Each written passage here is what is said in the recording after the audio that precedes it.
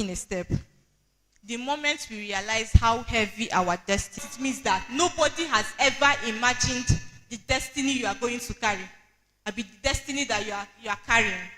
Nobody on earth. Nobody on earth. But it's in this spiritual wilderness that God reveals to you what and what you are to do in this destiny's journey. It's in this spiritual wilderness that God opens you up to things that you need to know. The things that you need to know should bear in mind that your kind, they never born them. Like, it's not yet in existence. Your kind is not yet in existence. So, even in our wilderness journey, some of us feel maybe abandoned, left out, God is not there, this one.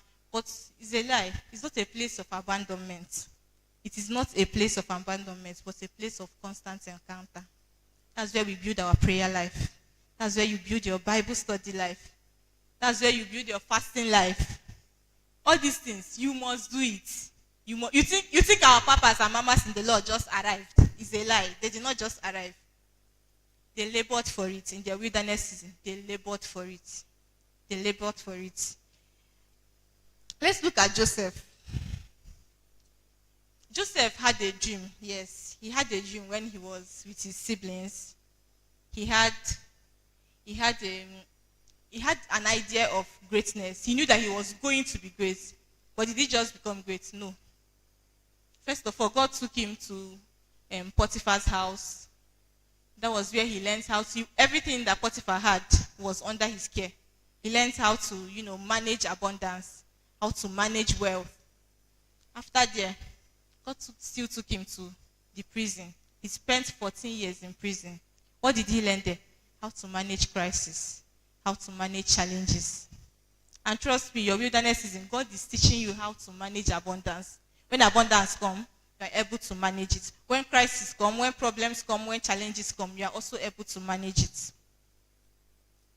Okay, where did destiny lead Joseph to? The king's palace. The king needed somebody that could manage lack and also manage abundance, because they said that there will be years of famine, years of abundance. And Joseph was the only one that could fit in. Why? Because he has already won in his wilderness season. He has already went through the wilderness season and he came out victorious. So in the wilderness season, you have a picture of greatness, but it's not yet a reality. It's looking like, hey, this thing, are you sure that God is not just whining me? But here you have that idea that, okay, see, you're reading scriptures and you're seeing things about yourself. God is revealing things about you. You're seeing your next 10 years, you're seeing your next 15 years. That next 10 years will not come to reality if you don't labor in your wilderness season, if you don't take your wilderness season serious. It's not a time to cry. Hey, everything is tumbling. Hey, God, this one, that one. It's not a time to cry. It's a time to pray and tell God, Lord, I submit to your teachings. Can you tell me how to navigate through this season? Can you teach me those things I need to learn? Can you show me ways to pass through this season? God said, the plans I have for you are the plans of good and not of evil. At this season, you pray, God, reveal the plans you have for my destiny. Lord, can you show me what you have for my destiny? Can you show me personal revelations and encounter about this my destiny that you are talking about? And funny enough, after the wilderness season, I know some of your friends, they're already they're on money. When I mean on money. But trust God, trust the process. After your wilderness season, you come to a point where you do in 1 year what it took those your friends to do in 10 years. You will come to that point in your life where you do in 1 year, like the kind of speed that God provides in this moment. The kind of speed that God provides.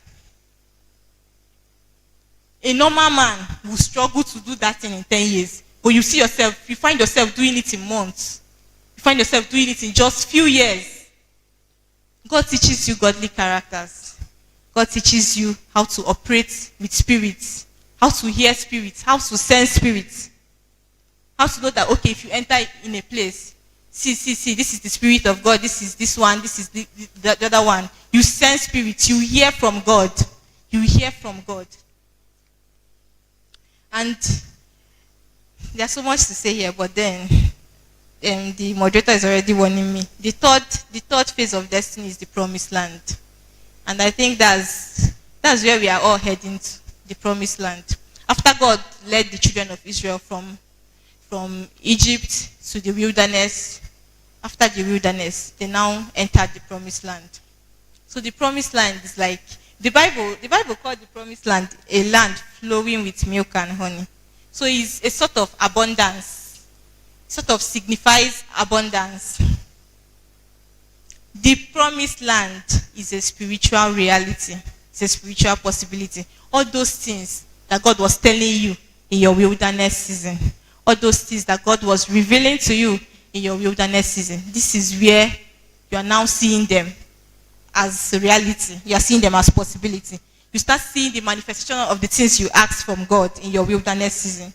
You have everything in abundance. And this is where, some people will be like, we are redeeming desolations of land and generations. Do you think, as you are now, do you think if you go to that your village to go and redeem the desolation of land and generations, now the land and generation go redeem you because you are not prepared? So this promised land, if you reach this promised land, that's where you start thinking of, redeeming the desolations of your land and generation. You cannot conquer that your ancestral spirit with money. It's a lie. You conquer them with spiritual powers. It's spiritual powers that built them, and it's only spiritual powers that can, that can bring them down. So nobody enters the promised lands with their hands in their pockets, obviously. You don't enter the promised land smiling. You don't enter the promised land just gisting and chatting, or maybe, whiling away your time, watching Nollywood. It's a lie. You enter the promised land by the art of war. You have to learn how to war. You have to learn how to war in the place of prayer. You come to a point in your life where sometimes you don't even have a prayer point, but you're just there. You're praying in tongues. In fact, you are even consoling yourself with Corinthians that said that he that speaketh in tongues speaketh unto God and not to man. Like, till you get to that point. Till you get to that point in your life where you don't even have prayer points, but you are praying for 3 hours without prayer points. Till you get to that point. Till you get to that point where you study the scriptures. Where you study the scriptures. And you understand them and, put them into work in your life. So it is not actually a fight to win, but it's a fight to come out victorious, to maintain victory. Just to maintain victory. To be sure that, okay, this victory is maintained. I'm not tampering with it. I'm here and I'm here to stay. I'm here and I'm here to stay.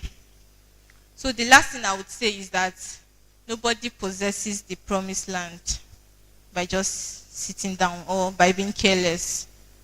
So the essence of this small teaching, this was not actually how I planned to do it, but then because of time, we have to rush it. The essence of this teaching is to know where you are and to know how you are shifting, where you are shifting to, what you need, what you require for the next phase of your life. If you're in the first season, you have to ask God for help. Like, really ask God for help.